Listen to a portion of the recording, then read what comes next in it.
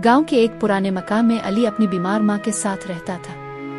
अली की माँ बरसों से एक बीमारी में मुब्तला थी, मगर वो हमेशा बेटे को हौसला देती। गुर्बत के बावजूद वो कहती, बेटा, सच्चाई और मेहनत कभी ज़ाय नहीं होती। एक दिन माँ की हालत बहुत बिगड़ गई। बिस्तर पर लेटे लेटे इसने एक पुराना खत अली को दिया और कहा, ये मेरा आखिरी खत है, जब भी तुम कमज़ोर पड़ो इसे पढ़ लेना।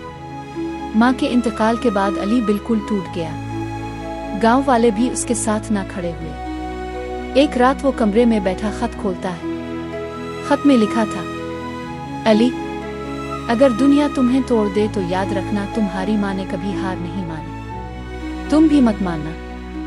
खत के साथ एक छोटी पर्ची थी जिस पर लिखा था, तुम्हारे बाप ने जो जमीन छोड़ी थी वो तुम्हारा हक है, इसे तलाश करो।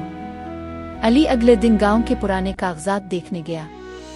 कागजों में इस जमीन का जिक्र था जो उसके चचा ने हड़प ली थी। अली ने हौसला करके गांव के पंचायत के सामने सब रखा। लोग पहले हंसे, मगर जब माँ के खत को पढ़ा गया तो सब खामोश हो गए। आखिरकार जमीन वापस मिली और अली ने अपनी माँ के नाम एक स्कूल खोल दिया। स्कूल के दरवाजे पर लिखा था, माँ की दुआ बेटे का हौसला।